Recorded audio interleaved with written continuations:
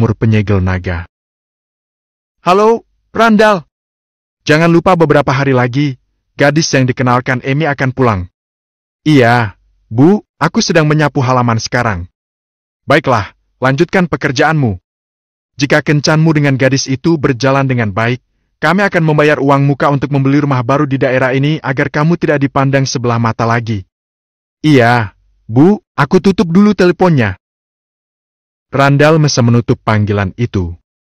Dia menghela napas dan memasukkan kembali ponselnya ke dalam kantong celana. Namun, dia tidak menyangka ponselnya langsung jatuh ke bawah karena tangannya luput memasukkan ponsel itu ke kantong celananya yang masih tertutup. Randall kaget dan buru-buru menangkap ponselnya. Dia membeli ponsel itu khusus untuk berkencan dengan gadis itu. Harga ponsel ini setara dengan gajinya selama 1 bulan. Terkejut karena hal itu, tidak hanya gagal menangkap ponsel itu, dia justru melemparnya semakin jauh. Malangnya, ponsel itu terlempar hingga jatuh ke dalam sumur kering yang berada di halaman rumah. Di dalam benaknya, Randall seketika mengumpat, "Sial." Randall tercengang. Dia tidak bisa menjelaskan bagaimana perasaannya sekarang. Jika itu adalah sumur kering biasa, dia akan langsung masuk ke sumur itu untuk mengambil ponselnya. Sayangnya, itu bukanlah sumur kering biasa. Sumur itu telah ada selama beberapa generasi, dan para orang tua menyebutnya sumur penyegel naga. Sumur penyegel naga adalah tempat keramat yang menahan naga jahat legendaris yang membuat kekacauan di bumi. Bisa dikatakan bahwa desa ini didirikan untuk menjaga sumur keramat itu. Randall ingat, ketika dia masih kecil, kakeknya selalu berdoa di sumur itu setiap kali ada festival. Tentu saja, Randall tidak percaya hal-hal takhayul seperti itu. Namun, dia lahir dan besar di desa ini. Dia sudah berulang kali mendengar legenda tentang sumur penyegel naga itu, jadi ada perasaan takut yang dia rasakan sekarang. Saat itu, Randall tidak tahu harus melakukan apa. Dia baru membeli ponsel itu seminggu yang lalu dengan harga 9 juta rupiah. Semua nomor telepon kerabatnya, termasuk gadis itu, ada di ponsel itu. Akan tetapi, sumur penyegel naga. Dia berdiri dalam diam. Dalam hatinya, dia membatin, "Sial. Persetan, aku harus turun dan mengambil ponsel itu." Akhirnya, setelah berkutat dalam pikirannya, Randall memutuskan untuk turun ke dalam sumur dan mengambil ponselnya. Lagi pula, sumur ini telah kering selama berabad-abad. Tidak ada apa-apa di dalam sumur itu, hanya saja sumur itu cukup dalam. Randall mengambil pengisi data portabel yang juga memiliki fungsi sebagai senter dari koper. Setelah itu, dia turun ke dalam sumur dengan menggunakan rantai berkarat yang ada di bagian atas sumur. Ada 4 buah rantai di bagian atas sumur. Menurut legenda, rantai-rantai itu digunakan untuk menyegel naga bersisik. Namun, saat melihat rantai yang berkarat itu, Randall tersenyum sinis. Rantai itu lebih kecil dari lengannya. Bagaimana mungkin rantai itu bisa menyegel naga? Apakah legenda itu hanya lelucon? Namun, setelah turun sekitar 6 atau 7 meter ke dalam sumur, Randall merasakan kengerian. Berhubung minimnya cahaya, sumur itu terasa dingin dan juga suram. Saat dia melihat ke bawah, hanya ada 4 buah rantai berkarat yang menjulur ke kegelapan.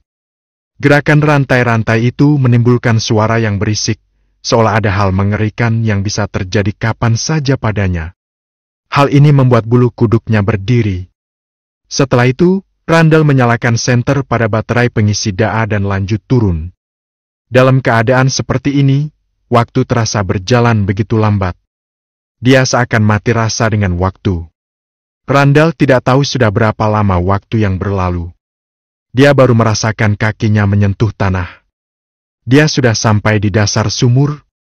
Namun 1 detik kemudian, Randall tiba-tiba merasa kedinginan dan ketakutan saat melihat situasi di sana. Di dasar sumur penyegel naga, ada sebuah gua batu gamping bawah tanah yang sangat besar dan juga luas. Di dalam gua batu gamping itu, ada sebuah kerangka berbentuk naga dengan panjang sekitar 21 meter yang diikat oleh 4 buah rantai berkarat.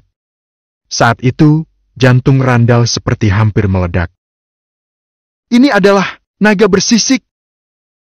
Randall pun gemetar. Dia mencubit wajahnya sendiri, lagi dan lagi. Akan tetapi, ini bukanlah mimpi. Apa yang dia lihat benar-benar nyata. Saat ini, dia kebetulan berdiri di atas kepala naga bersisik itu. Ukuran kepala itu bahkan jauh lebih besar dari tangki air. Sementara ponsel grafit barunya tergeletak di kepala naga yang sebesar tangki air itu. Randall menelan ludah. Suaranya tegukan ludahnya bahkan terdengar begitu kencang di tempat yang sunyi ini. Dia benar-benar kaget. Ternyata legenda itu benar. Ada seekor naga bersisik yang tersegel di sumur penyegel naga. Butuh waktu lama bagi Randall untuk kembali tenang. Saat dia merasakan rasa sakit yang menusuk di tangannya, Randall menunduk. Telapak tangannya terluka karena rantai berkarat itu dan harus dibersihkan. Lalu dia berjongkok dan mengambil ponsel itu dengan syok. Akan tetapi, pada saat dia mengambil ponsel itu, Randall tiba-tiba menemukan sebuah manik warna putih susu sebesar telur di sebelah ponselnya. Saat itu, cerita beberapa novel fiksi yang pernah dia baca bermunculan di benak Randall. Kata-kata itu muncul di benaknya. Dia membatin, "Ya Tuhan, apakah ini adalah inti naga bersisik yang ada di legenda?" Randall mendesah dalam batinnya. Randall gemetar. Kemudian, tanpa ragu-ragu lagi, dia mengambil manik itu. Darah di tangannya tak pelak mengotori permukaan manik itu. Ketika bersentuhan dengan darah, manik itu seketika melesat dari telapak tangan Randall dan masuk ke dalam tubuhnya. Meskipun Randall terkejut, di saat yang sama, dia tiba-tiba menyadari bahwa dia seperti mendapat kekuatan pandangan sonar. Ini tidak masuk di akal. Dia melihat manik itu masuk ke dalam perutnya dan berputar pelan di sana. Setiap kali manik itu berputar, ada sejumlah kecil energi uap air yang mengalir dan memperkuat anggota tubuhnya. Dalam sekejap, Randall merasa tubuhnya menjadi begitu kuat sehingga dia bahkan bisa mencabik-cabik seekor harimau atau singa. Kemudian, dia mengambil ponsel yang layarnya sudah retak itu. Tiba-tiba dia mengencangkan genggamannya, lalu ponsel itu langsung remuk. Bahkan, pecahan kaca pelindung ponsel itu sampai berterbangan kemana-mana. Gila! Randall terkejut dengan kekuatan itu. Untungnya, kartu nomor di ponsel itu tidak rusak. Jika tidak, dia akan mendapat masalah. Randall! Randall! Saat itu, Randall mendengar suara Mike Mesa, paman Randall, memanggil namanya dari halaman. Randall pikir Mike pasti memanggilnya untuk makan siang. Mike memanggil nama Randall beberapa kali, tetapi Randall tidak menjawabnya. Kemudian Randall mendengar Mike mengeluh. "Ini sudah waktunya makan siang, kemana perginya bocah itu?" Beberapa saat kemudian, Mike pun pergi. Saat ini, Randall tidak punya waktu untuk menjelajahi apa yang ada di dasar sumur itu. Dia masih bisa menjelajahinya di lain waktu, jadi dia tidak perlu tergesa-gesa menjelajahinya sekarang. Namun, begitu keluar dari sumur, Randall mencium bau yang tidak enak, yang membuatnya ingin muntah. Dia tidak tahu sejak kapan tubuhnya mengeluarkan kotoran seperti sumsum yang berminyak dan menjijikan. Dia membatin, apakah ini yang disebut penyucian wadah? Randall diam-diam mengeluh di dalam benaknya. Sambil mencubit hidung, dia mengambil satu setel pakaian bersih, lalu pergi ke sungai untuk mandi. Desa Mesa dikelilingi oleh pegunungan dan sungai. Tempat ini bisa disebut sebagai tempat harta karun. Penduduk di sana mencari nafkah dengan menangkap ikan, sehingga mereka relatif kaya.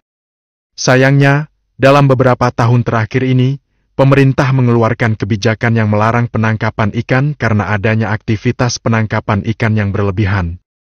Penduduk desa tidak lagi menangkap ikan. Mereka merantau dari desa untuk mencari pekerjaan di tempat lain. Cuaca hari ini sedang panas. Sekarang adalah jam makan siang, dan Randall tidak bertemu banyak orang saat menuju ke sungai. Beberapa menit kemudian, terlihat sebuah sungai dengan air yang berkilauan. Ada sebuah dermaga kapal di tepi sungai itu. Beberapa kapal nelayan yang sudah usang tampak berlabuh di sana. Selain itu, Ada juga beberapa burung yang hinggap di kapal-kapal itu. Pemandangan yang familiar itu membuat Randall tersenyum. Dia pun mempercepat langkahnya.